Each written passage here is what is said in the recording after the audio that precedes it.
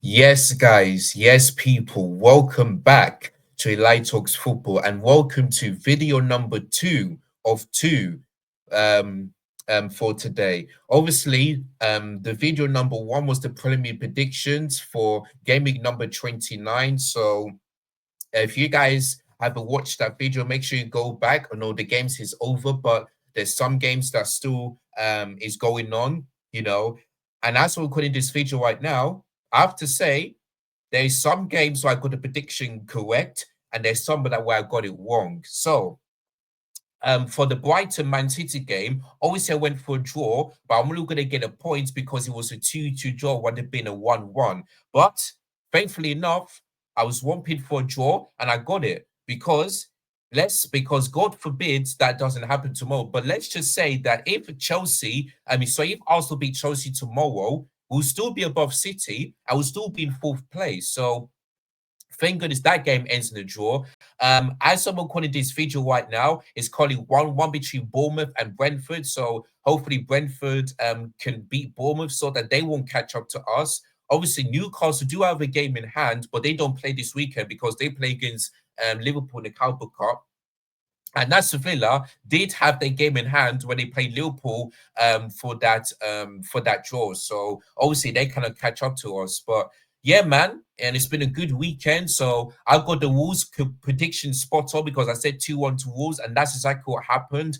Obviously I got the Everton game won because it's actually a draw rather than a win. So it's another draw under David Moyes, but he's still unbeaten.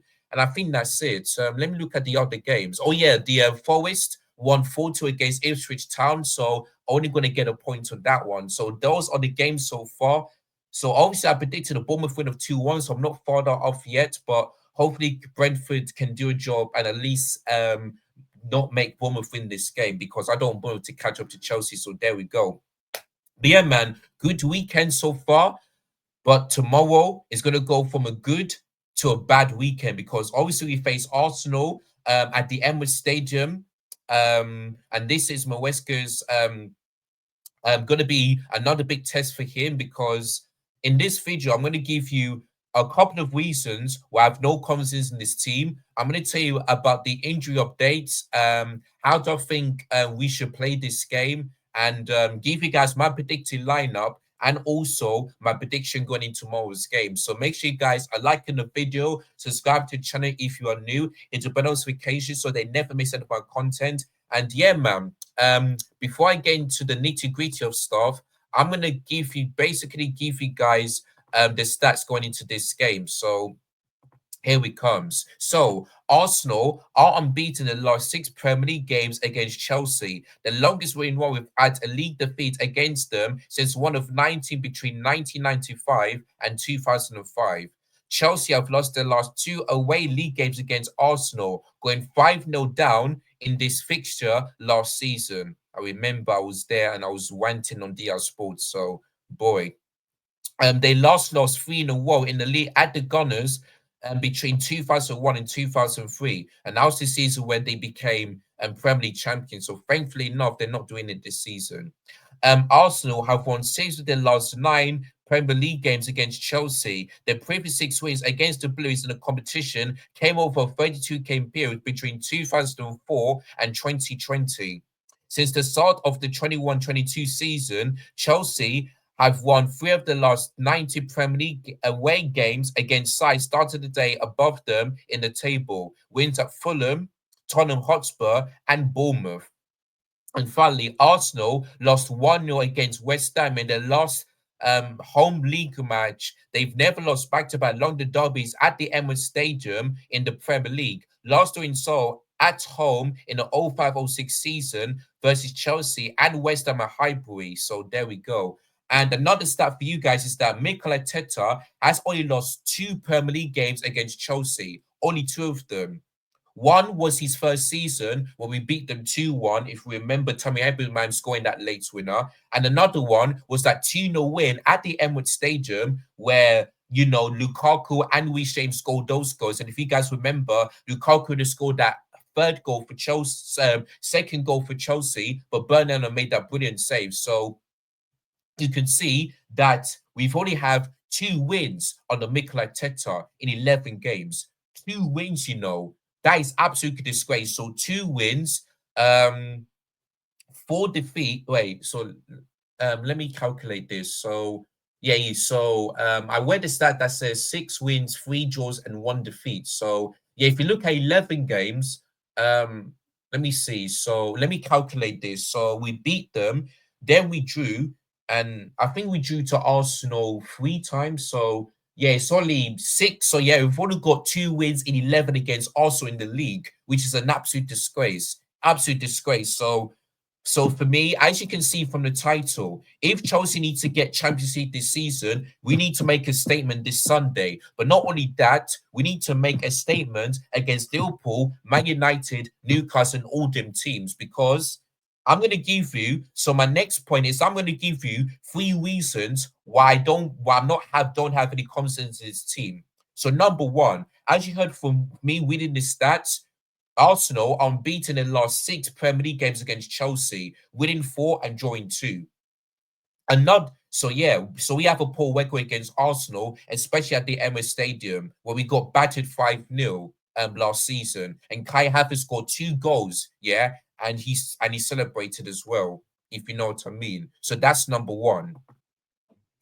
Number two, we don't play low block, yeah, we play attacking football. Now, if you guys want to know how Arsenal haven't won any 3 games in a row, is because teams know how to play against Arsenal. Arsenal, the reason why West Ham beat Arsenal is because they play low block and they turn the counter attack and score.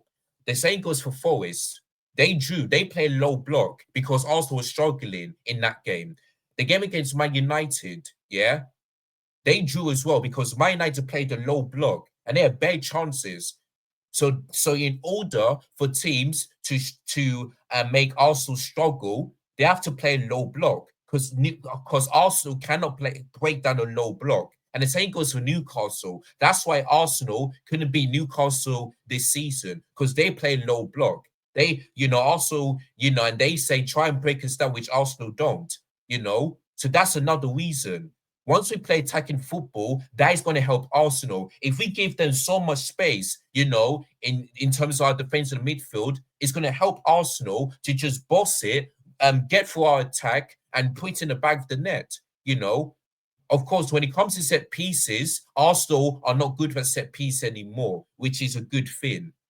But the only problem is that it's at the Emirates Stadium, we don't play low block there, unlike certain teams.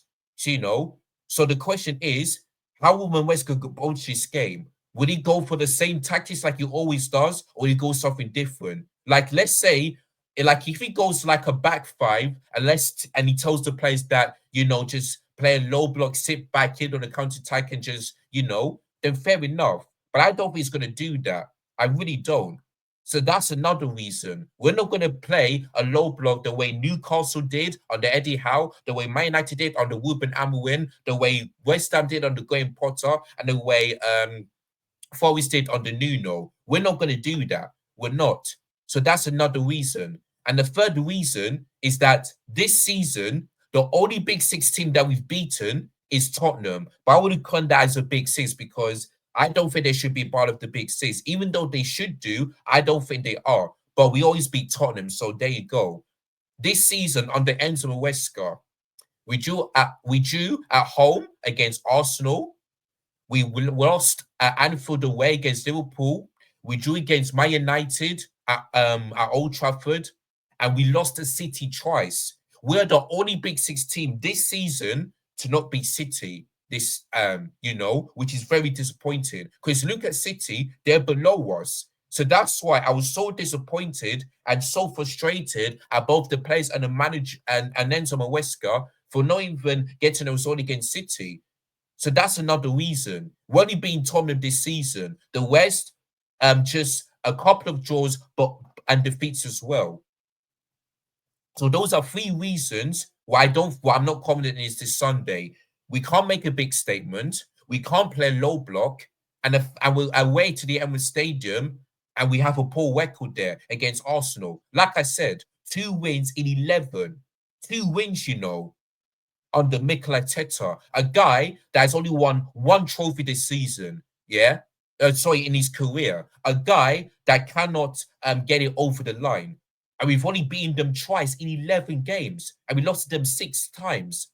Nah, man, it's a joke. So I'm not calling this feature, and I'm saying, Enzo Maresca, you need to make sure that these players step up because we need to make Champions League this season if we want to get more money to spending on players that wants to come in. Because look at Victor Gokures. He doesn't want to go to United. He wants to go to a team, yeah, that's in the Champions League next season. So if you want, so if we do make Champions League, at least we can get some players that can come to Chelsea, and just make them a bit better. So that's why I need this Champions League this season. And the only way for us to do that is to make a big statement. So even though I'm not confident in this team, they need to prove to me, yeah, why I'm wrong. I want to be proven wrong. I want to say that I'm just that these Chelsea can find a way to break down Arsenal, frustrate them. I want us to do that, but I don't see that happening. Now the good news is that we do got players back from injury, the likes of Fofana, Lavia, of course Jackson and Margu is still injured. But the only problem is that we got the likes of Cole Palmer, who has been an absolute ghost of the last 3 games. Over the last 3 games. The last time he scored in the Premier League was on the 14th of January. That was the last time. And that was against Bournemouth, which we drew 2-2. Palmer's been an absolute ghost. He has the most chances created, but still has 0 assists. So for me, I feel like Palmer's performances is both. The GA and the performances has been that great. But for me, I'm not going to blame this all on Palmer because we have attacking players that don't have to put the ball in the back of the net. There were times where Palmer just feeds the ball into the player, whether it's in Kunku or Pedro Neto or Jadon Sancho, and none of them couldn't score. So to me, yeah, I feel like I don't think many Chelsea fans will agree with me on this one, but I feel like we do miss Jackson because Jackson may not be an elite player, but he's a very good player. When it comes to brilliant defense, his holder play, his link-up play between him and Palmer is really good. So I feel like we kind of do miss Jackson right now. And I'm so glad, yeah, that he's returning after the international break. So I'm not sure he's going to be back for the Tottenham game. Let's hope he does. But I'm so glad he's getting back to form, But that doesn't mean that Palmer needs Nicholas Jackson, And this is why I've been going back to the January transfer window where we should have signed a striker. And this is why I've been saying as well, we should have got Victor Osimhen. Because yesterday, he bagged a hat-trick. And he's the top scorer in, I believe he's the top scorer in Turkey. Let me just have a look. Let me just see. Let me just have a look. Who's the top scorer in the Turkish Super League? Yeah, look at that. Victor Osimhen is the top scorer. 20 goals he scored for Galatasaray. 20 goals, And I also read the stat that says he's got 31 GA in 30 games. 31 GA, on the Galatasaray in 30 games. This is why these sports directors and the recruitment team all need to leave still. Because the fact that we signed took off Manchester United's young talent just shows you that we're still in this young project. And for me, it just makes no sense. We need experience. Because the only way for us to win a trophy and get Champions League is to buy experience. Because the more we keep signing young players, the more it's going to be the same thing all season. No Champions League, no trophy. So that's why, yeah, this summer it needs to get important because we are going to play in the Club World Cup. But during that time, I need to see these owners really concentrate.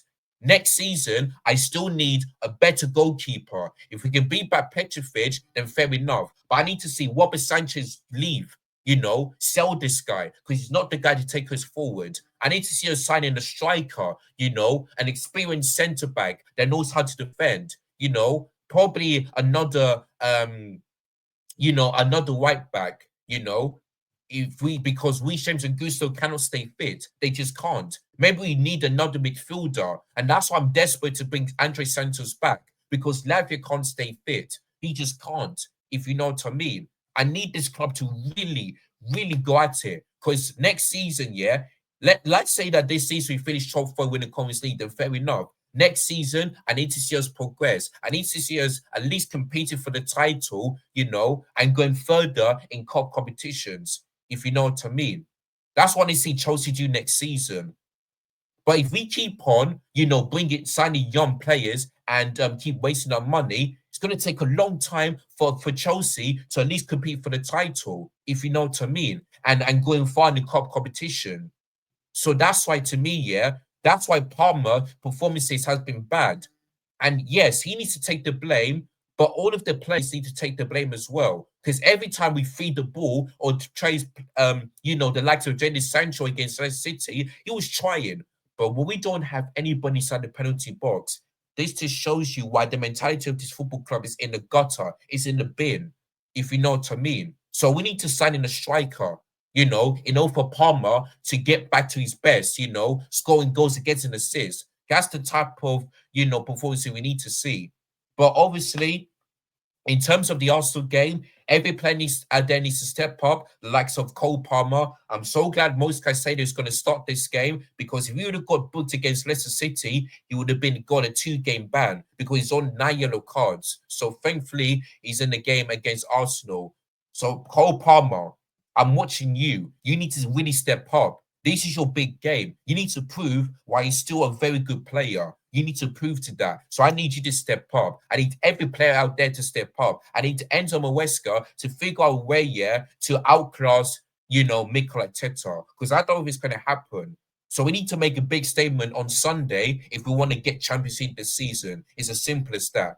It's simple as that for me. So that's why I'm just hoping that Chelsea can at least get a point. But to be honest with you, I just really don't see that happening. So you better pray for Chelsea to do something on Sunday, because I don't think that's going to happen. So there we go. But anyway, guys, I talked about the reasons, I talked about the stats, and yeah. So without further ado, let's get on into my predicted lineup for tomorrow's game.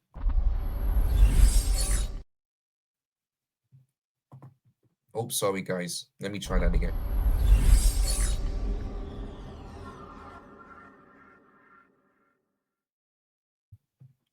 All right, so as you can see on the screen, these are the players that I want to see playing against Arsenal. So obviously, I'm going to start off with the goalkeeper. Even though we all heard that Robert Sanchez is starting, for me, I need to see Philip Jorgensen, because yes, he's a bit shaky, but for me, he's still better than Robert Sanchez. He may not be elite, but for me, he's still better. And we kept a clean sheet as well against Copenhagen, which we easily could have conceded, but we at least got a clean sheet. So to me, Philip Jorgensen. In terms of right back, if Gusto is available, then I will start him. But if not, I need to see Josh Adpong start, because Wes Fano for me is not a right back. Even though we have seen him playing that position before, for me, he's not a right back. He's a centre back. So to me, I need to see Josh Adpong starting. In terms of the two centre backs, of course, these two played each other in the Conference League, so I'm guessing it might be Levi Cowell, and it is probably put Waste of Fun as a right centre back. But for me, I feel like Chalobah and Toys are two centre backs, but I don't think that's going to happen. In terms of left back for me, Marco Correa, because this guy has been absolutely fantastic for us this season. 4 Premier League goals, 4 Premier League goals. Like, this guy just knows how to do it. So obviously he's going to be up against Ethan and Neri, because Saka is still not available.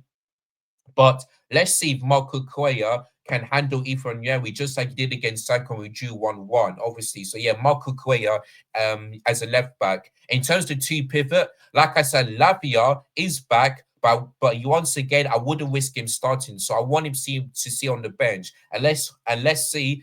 I would say I want him to bring him on, instead of starting. But for me, I don't want him to start this game. So to me, I want to see Caicedo and Reece James as a two pivot, because obviously Reece James did really good when against Copenhagen. First leg was in the midfield, scored a really great goal, and Caicedo is always Caicedo. So obviously that midfield battle is going to be key for us. Let's just hope that our midfield can boss Arsenal's midfield. So I hope that Moise Caicedo puts in his his best performance against Arsenal's midfield tomorrow. So there we go.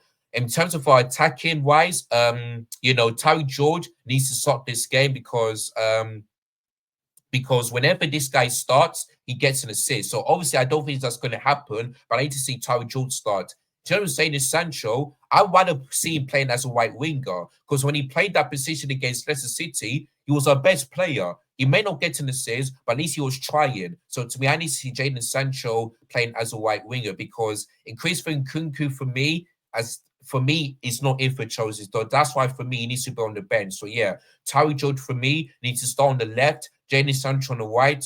I mean, Palmer in the number 10, I just hope he can. I don't, even though I don't think that's his best position, to me, he needs to step up. We need to step because, like I said, we haven't got Madueke. Mudryk is still not available. So that's why for me, Palmer needs to be in that position. But I just really hope he steps up, especially in this big game. And in terms of top, Pedro Neto, because obviously the game against Leicester, he did try. Of course, we couldn't feed the ball to him that much. So but I don't think Pedro Neto is going to cause your likes of Saliba and Gabriel that much threat. So it's all we can do, man. It's all we can do. But yeah, these are the starting lineup for tomorrow's game. So without further ado, let's move on into my prediction.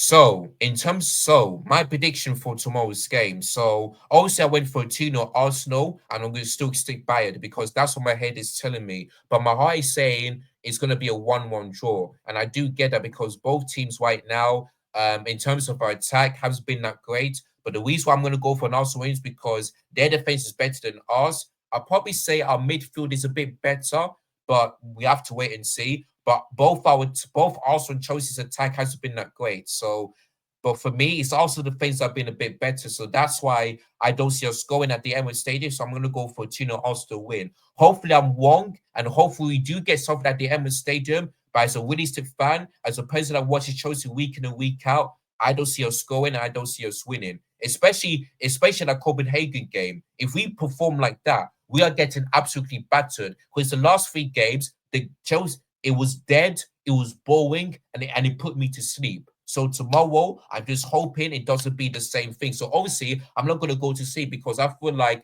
it's going to be like a really good game to watch. But in terms of Chelsea, I just hope they don't put me to sleep tomorrow because if you perform like that, it's either going to be 2-0, 3-1, or that 5-0 last season. So to me, we need to really step up our game. We need to make a big statement on Sunday. So Chelsea players, including Palmer and Maresca, you need to really step up, all of you, because I don't want to see us getting back to like we did last season. These Chelsea fans don't deserve it. They really don't. Especially all of them that have to travel all this way to watch the game. So Chelsea players, step up, make a statement on Sunday, and prove why you still have a chance of making Champions League this season. Because like I said, Man City are dropping points. It's still 1-1.